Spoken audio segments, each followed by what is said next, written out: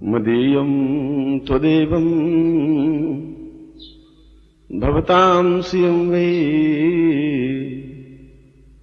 गुणो वै सतां पूर्णमदैव तुल्यम् आत्मानुभूति मदनं श्रियं वै गुणोर्वतां शिष्यवदैव तुल्यम्। इसमें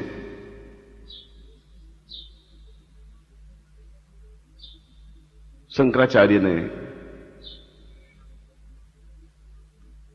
और शंकराचार्य का नाम मैं इसलिए लेता हूं कि वे भगवान शिव के साक्षात स्वरूप थे। सही अर्थों में वे जहर पीकर के अमृत बांटते रहे, और जो जहर पीकर के अमृत बांटता है वह मनुष्य है, वह प्रज्ञा पुरुष है, वह उच्च कोटि का व्यक्तित्व है। और उच्च कोटि के व्यक्तित्व को चारों तरफ से हमले, चारों तरफ से प्रहार झेलने ही पड़ते हैं। या तो साधारण जीवन जिए तो उस पर कोई प्रहार नहीं होगा, केवल घर के छोटे मोटे प्रहार होंगे। और यदि आप प्रज्ञा पुरुष हैं, कुछ ऊंचा उठने की चेष्टा है, यदि कुछ बनने की प्रक्रिया है, तो बाहरी थपेड़ों से अपने आप को बचाना पड़ेगा। कल जैसे मैंने उदाहरण दिया कि गुलाब के फूल को विकसित करने के लिए माली खाद देता है, पानी देता है, और चारों तरफ से कपड़ा बांध लेता है कि बाहरी थपेड़े इस गुलाब के फूल को, पौधे को मुरझाने नहीं दे, बल्कि पनपने दे, बढ़ने दे। फिर भी जीवन का आनंद तो प्रज्ञा पुरुष बनने में है। और प्रज्ञा पुरुष का मतलब है बराबर परिश्रम करते रहने की क्रिया, सही अर्थों में प्रयत्न करने की क्रिया, सही रास्ते पर गतिशील होने की क्रिया। सही रास्ता क्या है, इसका निर्णय तुम्हारे पास नहीं है, क्योंकि तुम्हारे शब्द, तुम्हारा मस्तिष्क एक बाहरी हवाओं से दूषित है जो तुम्हें गुमराह करती है। आज नहीं, सतयुग से लगा करके द्वापर, त्रेता और कलयुग तक भी, जिन्होंने आदमी को गुमराह किया, देवताओं को गुमराह किया, मगर जो धीर और वीर थे वो अपने रास्ते पर बढ़ते गए।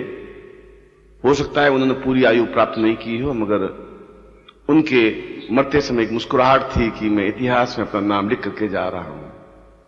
और जो इतिहास में अपना नाम लिखते हैं वे प्रारंभ से ही प्रयत्नशील होते हैं।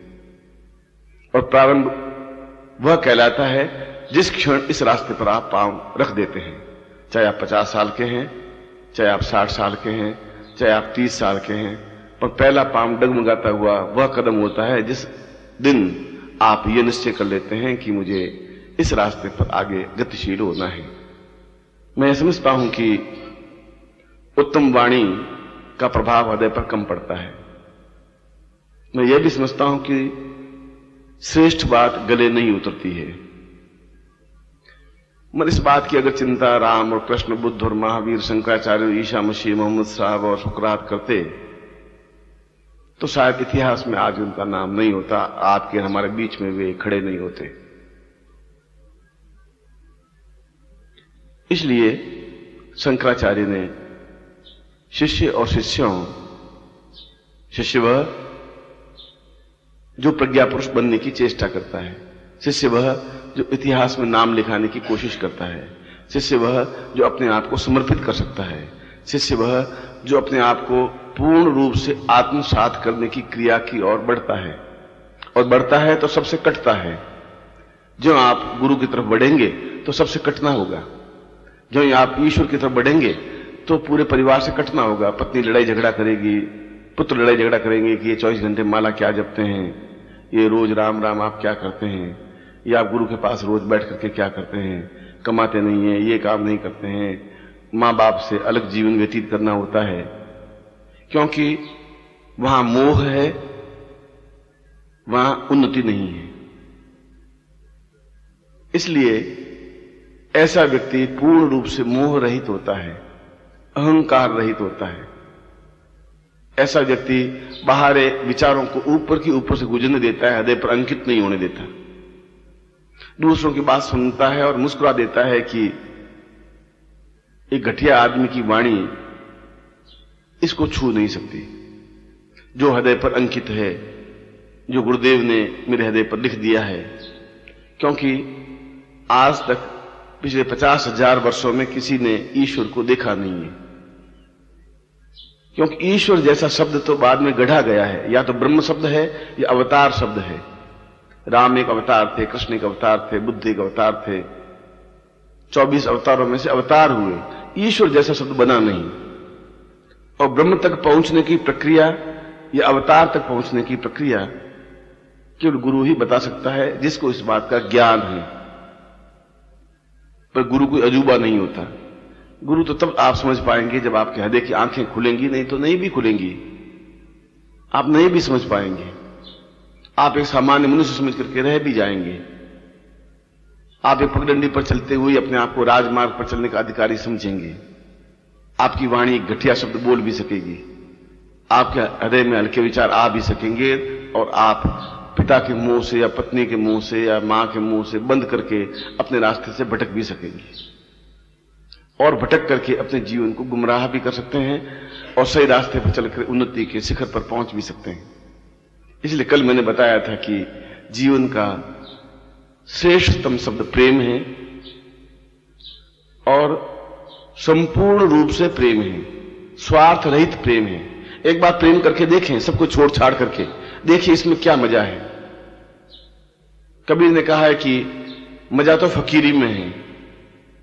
निश्चिंत, निर्द्वंद्व, निर्लिप्त फकीर हो गए तो उसके बाद में चिंता है ही नहीं। तन पर कपड़ा है तो है, नहीं है तो नहीं है, एक साड़ी है तो है, दो साड़ी नहीं है तो देखा जाएगा। वो संचय नहीं करता। इस प्रकार की स्थिति जब आती है तो पहला पांव इस राजमार्ग पर बढ़ता है। इसलिए शंकराचार्य ने जो मैं 12 सूत्र समझा रहा था, उसमें से हटकर के एक सूत्र की 5 व्याख्याएं और भी की, और प्रेम शब्द की उन्होंने 5 भागों में बांटा। कि प्रेम का मतलब यह नहीं है कि आप उनको नमस्कार करें, प्रेम शब्द का मतलब यह नहीं है कि आप उनके चरणों में झुकें। प्रेम शब्द का अर्थ है कि हर क्षण उनका ही चिंतन मानस में रहे। एक ही नाम, एक ही शब्द, एक ही ध्यान, एक ही धारणा, एक ही समाधि, एक ही विचार, एक ही चिंतन। अच्छा है या बुरा है, खरा है या खोटा है, वह तो बाद में सोचने की प्रक्रिया है। क्या होगा, डूब जाएंगे, डूब जाएंगे। हमारे बाप दादा डूब गए, हम भी डूब जाएंगे, मगर निकल गए तो समुद्र को पार कर लेंगे, अगर हमारी भुजाओं में ताकत सामने वाला देगा तो। और इतनी तुम्हारी अनुभवी आंखें कच्ची नहीं है कि तुम सामने वाले को पहचान नहीं सको। इसलिए उन्होंने 5 उपलक्षण प्रेम के भी बताए। और प्रेम निर्जीव से नहीं होता, प्रेम पत्थर से भी नहीं होता, प्रेम साकार व्यक्ति से या साकार बिंब से होता है। मीरा ने साकार बिंब से किया, और आप लोग साकार व्यक्तित्व से कर रहे हैं। भीष्म ने साकार व्यक्तित्व से किया, वाल्मीकि ने साकार व्यक्तित्व से किया, और जो उस समय नहीं कर सके वो बाद में पछताते रहे, सिर धुनते रहे। वशिष्ठ स्वयं अपने वशिष्ठोपनिषद में कहते हैं कि मैं बहुत अभागा रहा कि मैं दशरथ के पुत्र को केवल राम समझ के बैठ गया, एक युवराज समझ के बैठ गया। मेरी बुद्धि, मेरी चतुराई, मेरा ज्ञान, मेरा ऋषि तुल्य जीवन क्या हुआ, सारा ये जीवन मेरा बेकार गया, क्योंकि उन्होंने उस को एक युवराज समझा। जबकि युवराज तो एक उनका नाटक था। इस रंगमंच पर प्रत्येक व्यक्ति को नाटक खेलना ही पड़ता है, आपको, मुझको। कभी रोना पड़ता है, कभी हंसना पड़ता है, कभी पत्नी को फुसलाना पड़ता है, कभी बहकाना पड़ता है, कभी साधारण जीवन व्यतीत करना पड़ता है। पर मन में एक लौ, एक लगन होती है कि प्रेम है, मुझे इस प्रेम के पथ पर ही गतिशील होना है। और प्रेम का मतलब है सब कुछ दे देना, बस एक ही शब्द है। प्रेम की परिभाषा एक ही है। इसकी दो परिभाषाएं होती ही नहीं। लेना तो इसमें कुछ होता ही नहीं है, और सामने वाला भी जो प्रेम करता है वो भी यही कहता है मुझे देना ही है। आप मुझे दे रहे हैं, फिर मैं भी आपको दे रहा हूं, तो घाटे के सौदा इसमें नहीं है। इसलिए उसने कहा है कि प्रेम करने वाला काक चेष्टा, एकदम चेष्टा युक्त होता है कि कब उसकी आंख फटकी, कब हम समझे काम किया। कौवा आप देखिए कि बाकी पक्षी तो थोड़े सा हाथ उंगली उठाते उड़ जाते हैं थोड़े से, पर कौवा आपने हाथ थोड़ा उठाया, उड़ के दूसरी जगह बैठ गया। चेष्टा होनी चाहिए, उसके इशारे को समझने की कौवे की तरह होनी चाहिए। कहा और किया, फिर रात और दिन कुछ होता ही नहीं।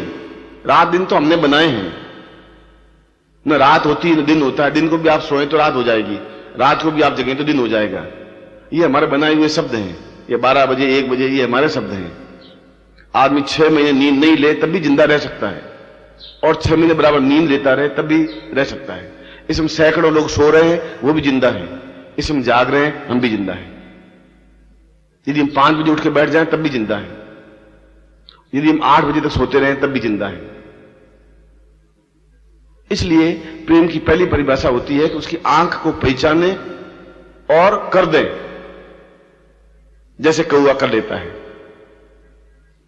काक चेष्टा, बिल्कुल चेष्टा युक्त हो कि वह बोले क्या। श्रेष्ठ व्यक्ति इशारा समझते हैं।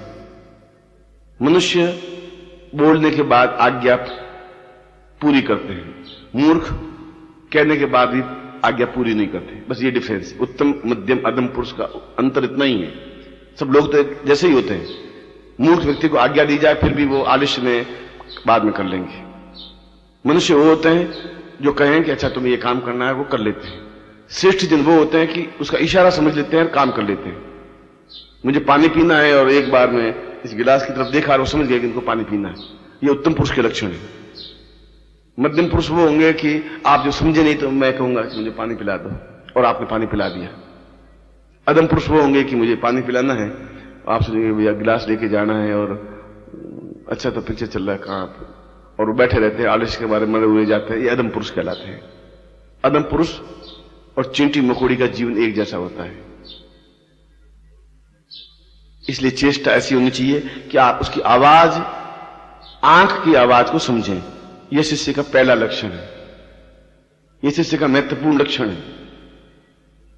और बको ध्यान हो।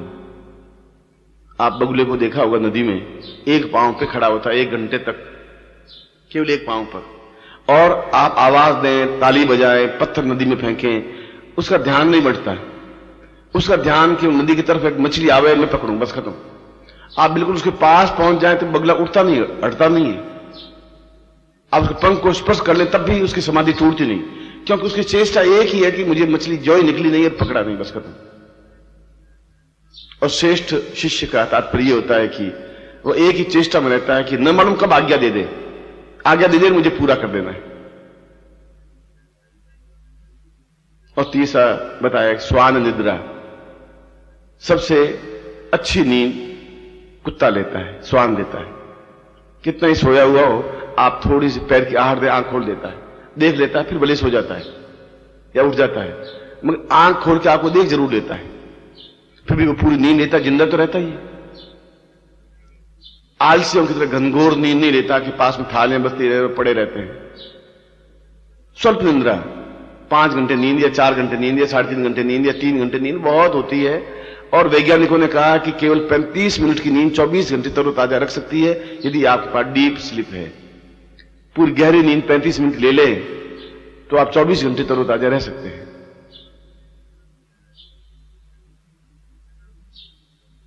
चौथी संकेत शंकराचार्य ने कहा है कि व्यक्ति एक ही चिंतन, एक ही भावना, एक ही इच्छा यह रखे कि यह व्यक्ति बड़ी मुश्किल से मुझे मिला है, और इसके लिए अपने आप को न्योछावर कर देना है, क्योंकि मैं न्योछावर करूंगा तो ये पौधा पल्लवित होगा, ये व्यक्ति उल्लसित होगा, और उल्लसित होगा तो ये कुछ कर सकेगा, मगर मेरा आत्मसर्ग भी बेकार नहीं जाएगा। जो मैंने किया, मैंने अपना कर्तव्य किया, और मेरा कर्तव्य बेकार इसलिए नहीं जाएगा कि उसके ऊपर इनको ये कार्य करना ही पड़ेगा। इसलिए ऐसा व्यक्ति स्वल्पाहारी होता है, कम खाना है।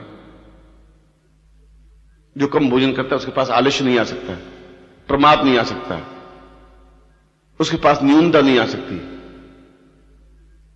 और 5वां लक्षण बताया मितभाषी, बहुत कम बोलने वाला। जो कहा वह बोला, बाकी तो अपना ध्यान, बको ध्यानम, काकचेष्टा, स्वल्प निद्रा। जब आप ही बोलते रहेंगे तो सामने वाले का ज्ञान आप कब सुन पाएंगे? काकचेष्टा, बको ध्यानम, स्वल्प निद्रा, तथैवत स्वल्पाहारी, मितभाषी, शिष्यत्व, पंच लक्षण। ये 5 लक्षण हैं तो हम सही अर्थों में शिष्य हैं। और अन्यथा आप झूठ बोल के, छल करके आप उसको बहका सकते हैं। वो बहकता नहीं है, वो समझता है कि ये मुझे केवल बहका रहा है, मगर वह इतना ऊंचाई पर है कि उसके बाद भी आंख मूंद के कहता है ठीक है, तुम ठीक हो, अच्छी बात है। और आप अपने लिए खाई खोद लेते हैं। मैं एक बार फिर इस अप्रैल के महीने में, इसलिए नहीं कि मैं कोई व्यक्तित्व हूं, मगर व्यक्तित्व के 5 लक्षण होते हैं, उससे मालूम पड़ता है कि व्यक्ति सामान्य व्यक्ति है या महापुरुष है। उसके लिए भी शंकराचार्य ने प्रारंभ में 5 लक्षण बताए हैं कि सामान्य मनुष्य में और गुरु में, सामान्य मनुष्य में और महापुरुष में कैसे अंतर करें। कृष्ण खड़े हैं, दुर्योधन कह रहा है ये राक्षस है, बदमाश है, दुष्ट है, ये शत्रु है, और कृष्ण खड़े हैं। और भीष्म कह रहे हैं भगवान है, उच्च कोटि विदित्व हैं, परब्रह्म है, साक्षात निर्गुण स्वरूप है, गुण रहित हैं, और सगुण हमारे सामने खड़े हैं। एक ही व्यक्ति, 2 व्यक्ति दोनों तरफ से देखते हैं। कृष्ण तो एक ही। आप कैसे देखते हैं? ये यथा माम प्रपद्यस्ते ते तथा मैं भजाम्यहम्। आप जिस रूप में मुझे देखेंगे उसी रूप में भजन करेंगे। शत्रु देखेंगे, शत्रु के रूप में भजन करेंगे। मित्र समझेंगे, मित्र के रूप में भजन करेंगे।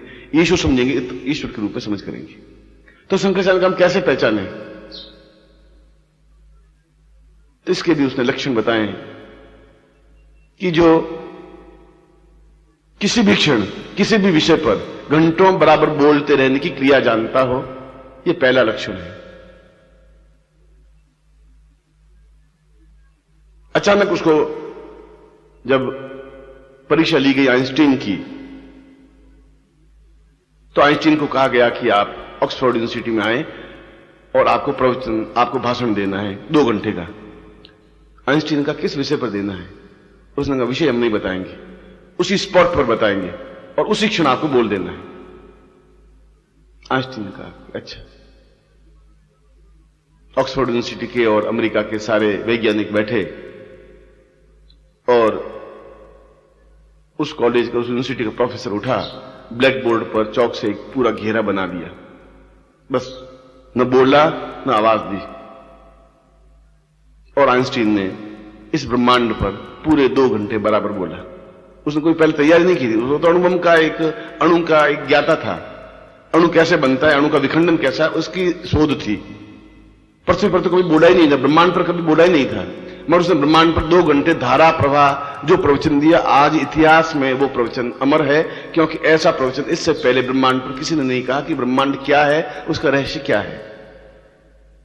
निश्चय ही वह एक प्रज्ञा पुरुष था, एक महापुरुष था, जो तुरंत किसी भी विषय पर बोल जाए, हजारों ग्रंथों के उद्धरण दे दे। और उसके दूसरा गुण होता है सहनशीलता। सामने वाला बकबक कर रहा है, हल्ला कर रहा है, लड़ाई झगड़ा कर रहा है, मगर फिर भी वो शांत है। चपरासी से लगा करके अफसर तक भी, और घर के छोटे से छोटे बालक से लगा करके कुचेष्टारत पत्नी या पुत्र से भी। वो जलता रहता है मगर ऊपर मुस्कुराता रहता है, अंदर हाहाकार होता है मगर अंदर फिर भी ऊपर आंख में आंसू नहीं लाता है। ऊपर अपने आप में प्रेम और माधुर्य की मुस्कुराहट बिखेरता हुआ चला जाता है। यह प्रज्ञा पुरुष का दूसरा लक्षण होता है। उस प्रज्ञा पुरुष का तीसरा लक्षण होता है कि बराबर अपने आसपास के शिष्यों को, विद्यार्थियों को, मित्रों को, स्वजनों को आगे गतिशील करता ही रहता है कि तुम्हें आगे बढ़ना है। 1 बार, 2 बार, 10 बार कहता है कि तुम ये काम करो, तुम्हें बढ़ना है क्योंकि तुम्हें ये काम करना है, मेरा स्थान तुम्हें लेना है। ये स्थान तो खाली रहेगा नहीं, यहां पर कोई मूर्ख आके भी बैठ जाएगा। आज इस कुर्सी पर मैं बैठा हूं, कल को कोई एक गधा भी बैठ जाएगा, कल कोई पाखंडी भी बैठ जाएगा। उससे पहले तुम तैयार हो जाओगे तो पाखंडी नहीं बैठ पाएगा। इसलिए अपने समान दूसरों को तैयार करने की बराबर कोशिश करता रहता है। और चौथा प्रज्ञा पुरुष का गुण होता है कि उसका पूरा शरीर अंदर से जहर से भरा हुआ होता है, क्योंकि समाज ने और घर ने जहर के अलावा कुछ देता ही नहीं, क्योंकि उसका रास्ता अलग होता है, घर का रास्ता अलग होता है। घर का रास्ता अय्यासी का होता है, वो अपने आप में एक सामान्य जीवन व्यतीत करना चाहता है। घर का रास्ता स्वार्थमय होता है, वो अपने आप में स्वार्थ रहित होता है। घर का रास्ता ये सोचता है कि किस प्रकार से हम इससे छीना झपटी करें, अपना जीव अपना स्वार्थ पूरा करें, और वो अपने आप में गतिशील होता रहता है। एक पूरे युद्ध में बराबर खड़ा रहता है, जैसे महाभारत का युद्ध था। 24 घंटे वो युद्ध करता रहता है और बाहर से बराबर मुस्कुराता रहता है। ऐसे व्यक्ति को हम थपथपाएंगे नहीं, ध्यान नहीं देंगे, तो बहुत बड़ा पाप कर्म में खड़े हो जाएंगे, क्योंकि असमय में हम उसको मौत दे रहे हैं। उसका जहर थोड़ा बहुत हमें पीना पड़ेगा। पी नहीं सकते, वो देता ही नहीं है, बाहर से तो बताता ही नहीं है, अंदर उसके हाहाकार मचा हुआ होता है। उसके बाद भी वो प्रेम बांटता है, मुस्कुराहट बांटता है, सुख बांटता है, दूसरों की पीठ थपथपाता है। और जब कोई बात कहता है तो कभी कभी उसके आंख में आंसू चला जाता है, मगर पहुंच लेता है और फिर अपने गंतव्य स्थल पर गतिशील हो जाता है, क्योंकि उसको मालूम है मुझे क्या करना है।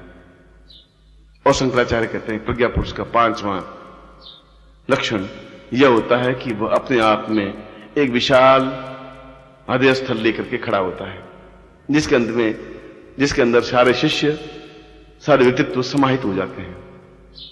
और ऐसे प्रज्ञा पुरुष को यदि हम नहीं पहचाने तो ये हमारी आंखें कमजोर हैं, हम अंधे हैं, हम धृतराष्ट्र हैं, हम न्यून हैं, हम घटिया हैं, कि हम उसको पहचान नहीं पाए, हम उसके साथ चल नहीं पाए, हम उसके आंसू में पहुंच नहीं पाए, हम उसको सेवा नहीं कर पाए, हम उसका सहयोग नहीं कर पाए, और इतिहास में क्षमा करेगा नहीं, और पछताने के अलावा हमारे पास कुछ रहेगा नहीं। शंकराचार्य का ये अदम और ये प्रज्ञा पुरुष के बीच का एक गति है, डिफरेंस है। कुछ ही लोग ऐसे व्यक्तित्व को पहचान लेते हैं तो समर्पित हो जाते हैं, समर्पित हो जाते हैं, पूर्ण रूप से उसमें मिल जाते हैं तो प्रेममय हो जाते हैं। और प्रेम को अलग अलग किया ही नहीं जा सकता, प्रेम के टुकड़े नहीं हो सकते। प्रेम तो गर्दन कटाने का नाम प्रेम है, अपने आप को फना हो जाने का काम प्रेम है, अपने आप को तलवार की धार पर चलने का काम प्रेम है, अपने आप को बलिदान करने की क्रिया प्रेम है, अपना सब कुछ सौंप देने की क्रिया का नाम प्रेम है, और उसके लिए मर मिटने का नाम प्रेम है। और जो प्रेम में जीता है उसके पास घृणा, क्रोध, दुख, छल व्याप्त नहीं हो पाता। और अगर नहीं पहचानते हैं तो वह तो अपने रास्ते पर कभी इस पृथ्वी पर होगा, इस पृथ्वी को छोड़ करके किसी और ग्रह पर चला जाएगा, और हम पृथ्वीवासी उस व्यक्तित्व से वंचित हो जाएंगे। उसको भी इस बात का दुख होता ही है, ये समझे नहीं, और जाने के बाद उनको भी दुख होगा कि हमने उनके पास बैठे नहीं।